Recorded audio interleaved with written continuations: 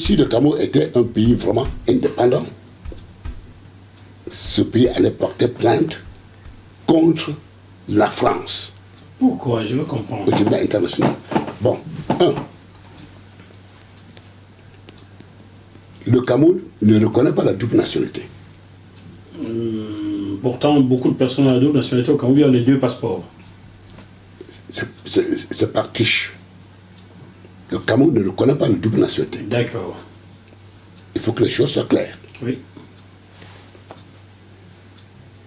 Donc, en France, beaucoup de mes compatriotes, à cause de la souffrance, à cause des difficultés, Oui. beaucoup ont pris la nationalité française pour se protéger.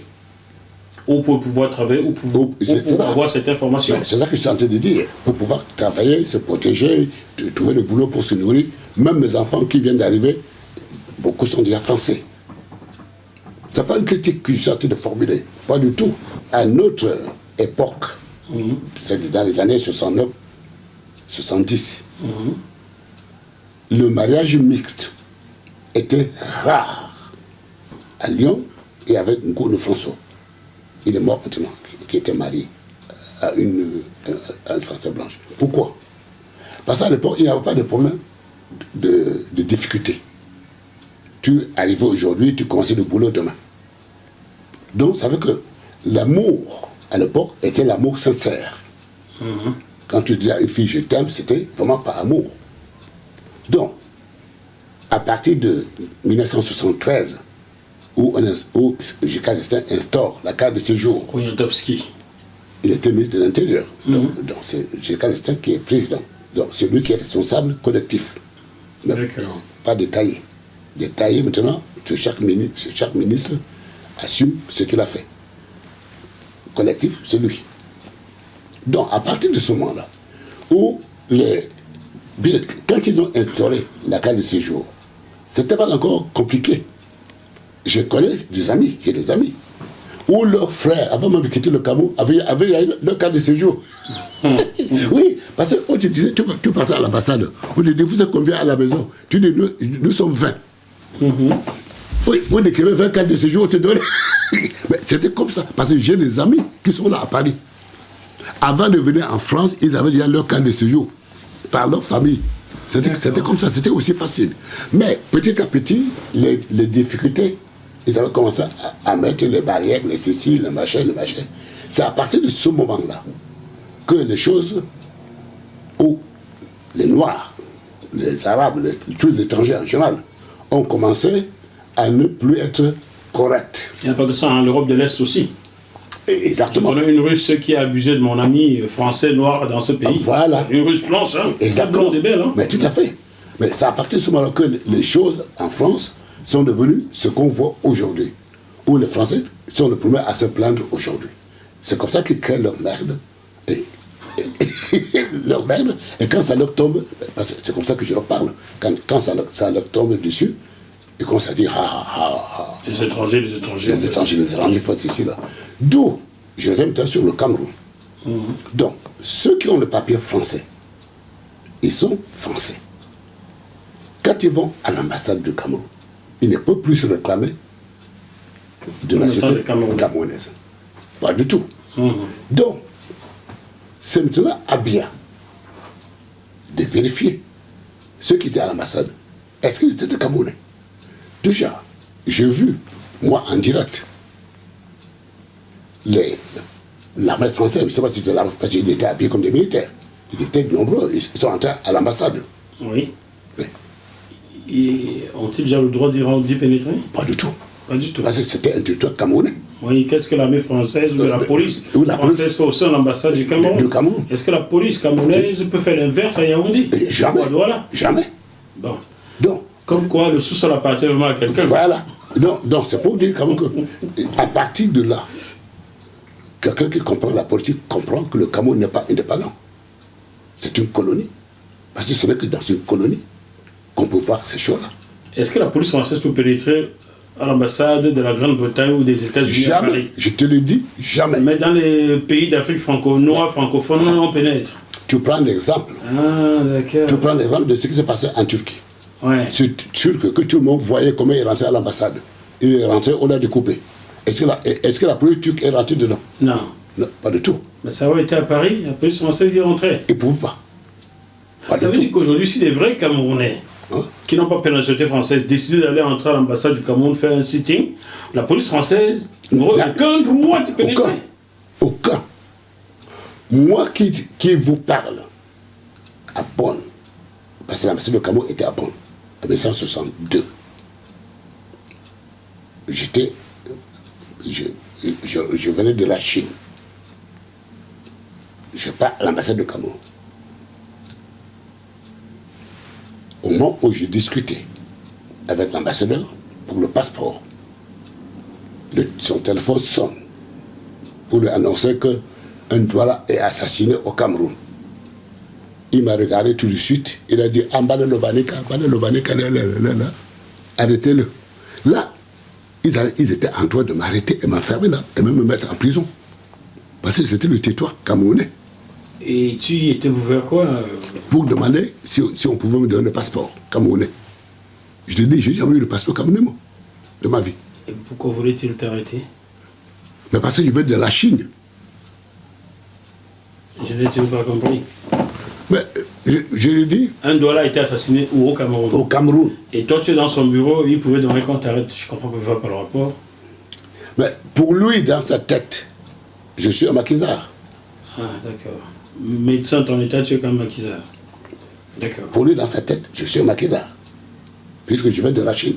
Pour les amis français qui ne comprennent pas très bien, car il y a beaucoup d'amis français qui regardent ce programme, Bernard Baga par exemple, Patrice Finel, David Chino, les maquisards au Cameroun, c'est l'équivalent de ce qu'on appelait en France à l'époque les résistants. Vous comprenez? Voilà, exactement. Ici c'est résistant, là-bas c'est maquisard. C'est maquisard là-bas. Comme là-bas c'est coopérant, ici c'est émigré. Tu comprends bien, David? Voilà. On poursuit. Donc, l'ambassadeur dit de m'arrêter.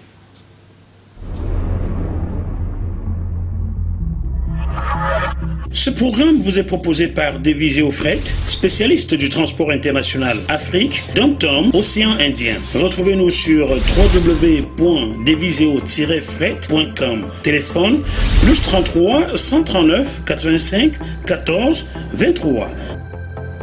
Je regarde le ciel, je regarde, je fais comment là? J'ai eu une idée. C'est pour ça que je parle de l'intelligence.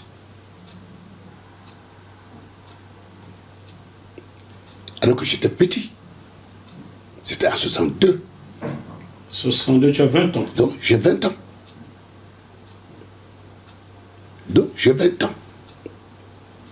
L'idée m'est venue de faire quoi? De faire le bluff. Comme tu avais fait à la PJ à Yaoundé, autrefois là, tu as fait quoi? Voilà. Tu as fait comme j'ai mis ma main dans la veste. Je n'avais pas de pistolet. Hein. Oui. J'ai dit, oh le mec, couchez vos patins, vite. Je tire.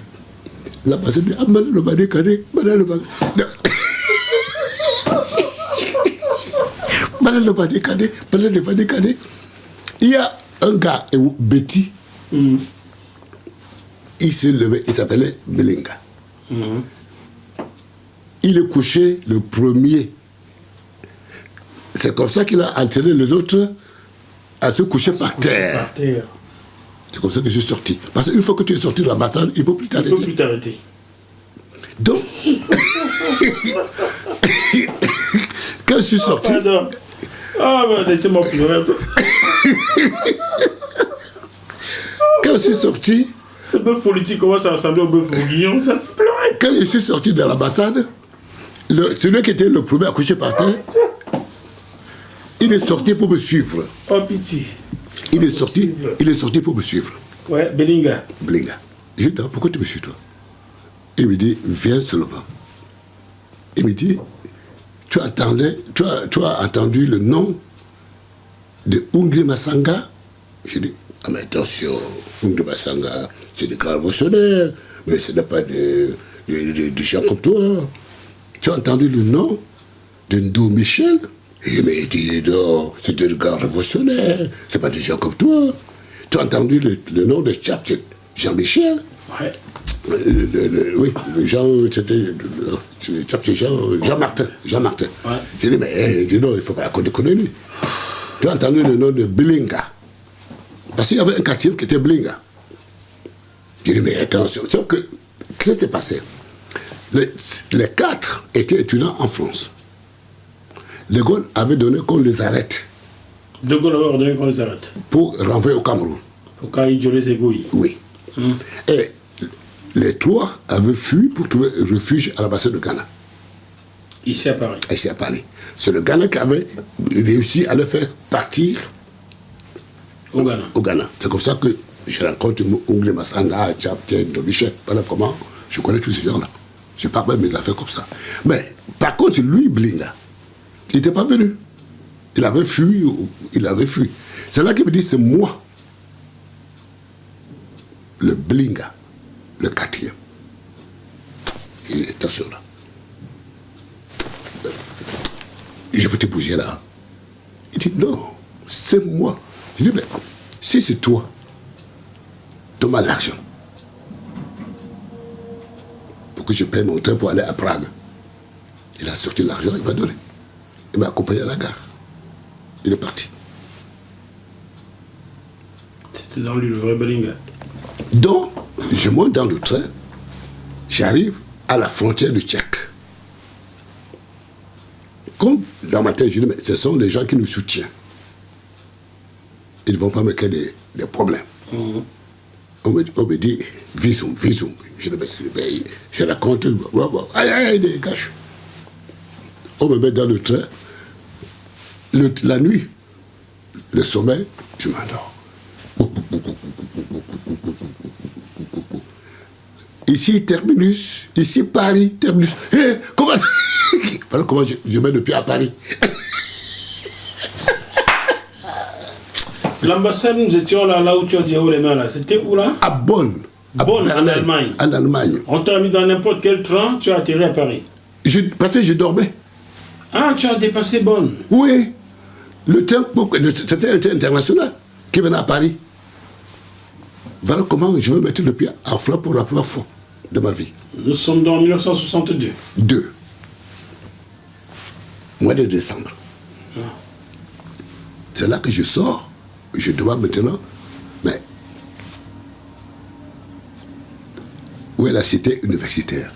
Parce que la cité universitaire, tu vas trouver les étudiants. Et quand tu trouves les étudiants, ils vont toujours te loger, mais pour un jour. Quand je dis que ma vie, c'est des bouquins comme ça.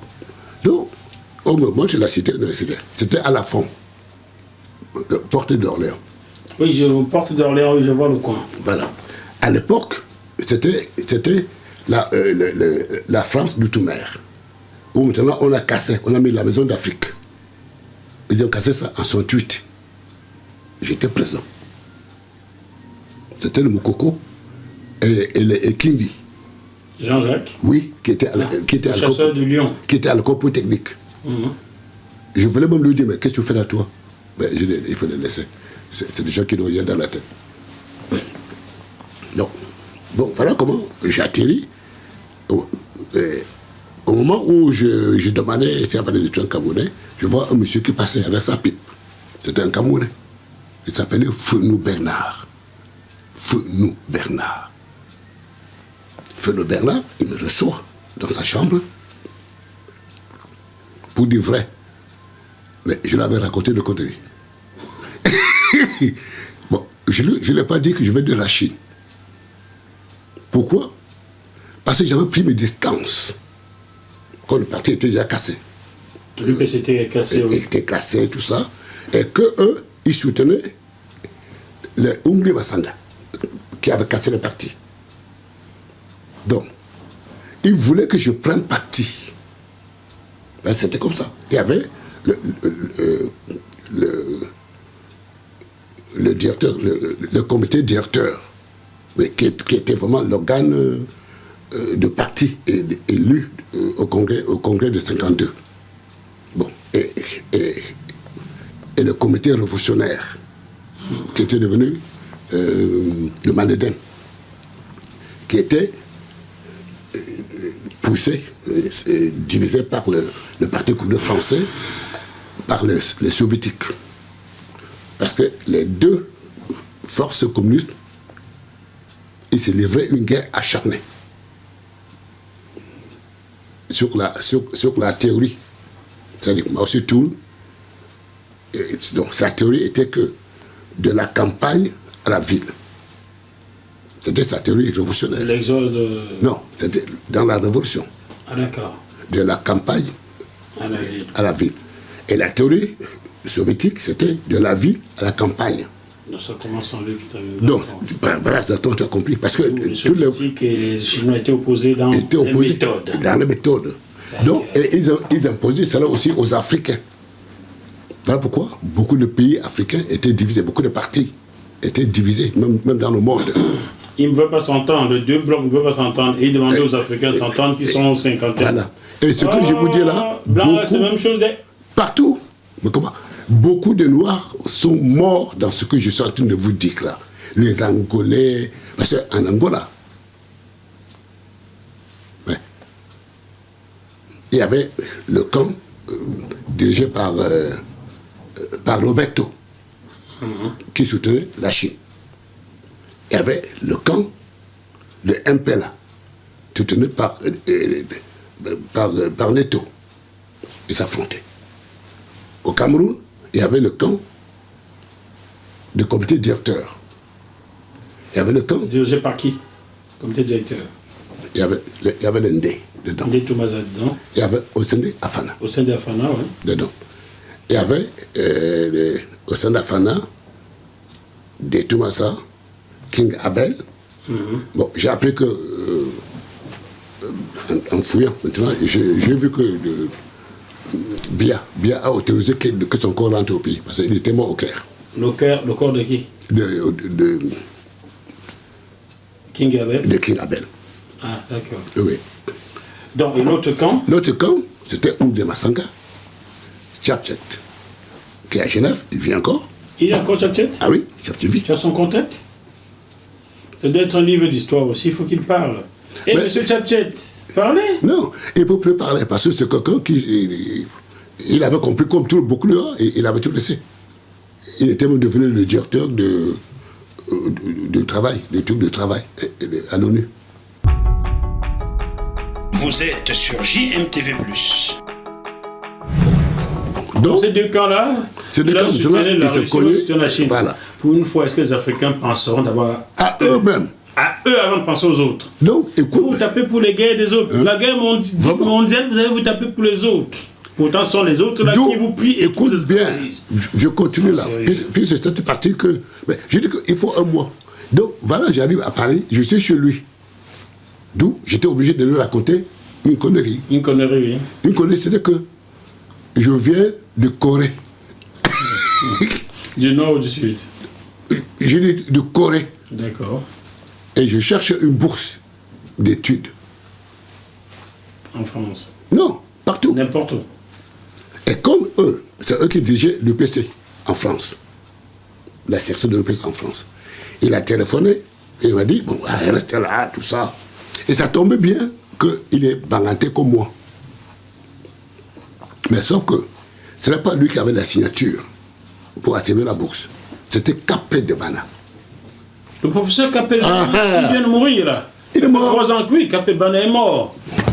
Mais tu es en France, il est mort, ça fait au moins 3 ans.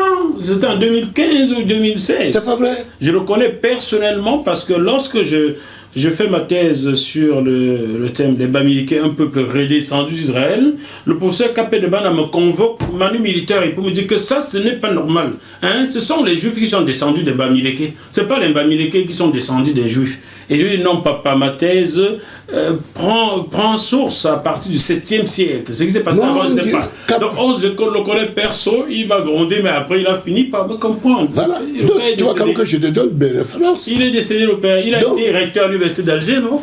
Et à Conakry. À Conakry. Il a même fait la prison. Voilà. Il était trempé dans le complot. Il s'habillait toujours en boubou traditionnel. Il est décédé. Capé de Bana. Ouais. Comment Capé de Bana va me rencontrer? Donc, parce que quand tu rentres de Chine, tu passes par Moscou. En rentrant de Chine, je passais par Moscou. Puis j'avais quitté le mouvement. Bon. J'arrive au Moscou, je demande aux collègues de me trouver une bourse. Capé de Bana était là, était venu de Paris. Ils m'ont dit, on va te conduire voir le camarade Capé de Bana. Je dis d'accord. J'arrive, Capé de Bana, il était à l'hôtel logé par le soviétique. Assis avec plein de bijoux en or, machin, tout ça. Il me dit, mais petit, comment? Mais tu dois rentrer au pays, mais pour combattre, ou bien tu nous soutiens, tout ça. D'accord. Je lui dis, mais... Lui, à l'étranger, tu dis rentrer au pays. Je lui dis, camarade, au maquis, on a besoin des écrivains pour écrire l'histoire. Parce que quand on va au combat, il y a les récits. Mais toi, tu fais quoi? Tu as terminé les études.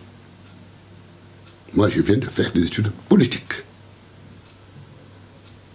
Et le parti est cassé. Je ne sais pas par qui.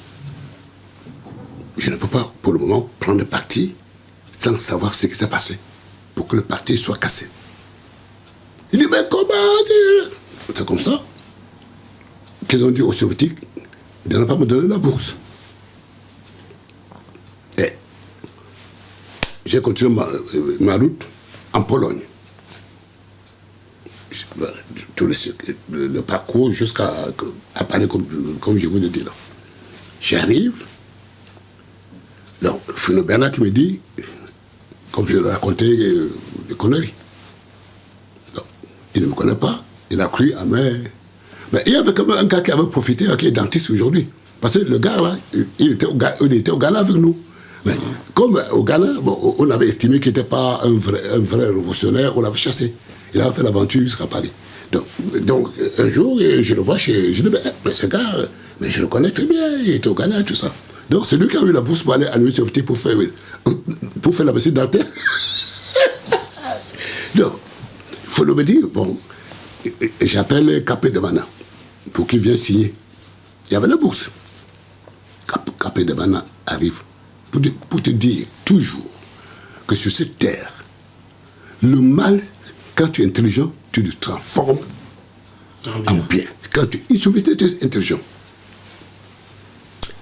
Donc, Capé de Bana arrive. Bon, je rentre le soir, j'ouvre la porte, je vois Capé de Bana. Il me regarde. Il dit, toi là, petit. Encore toi. Encore toi.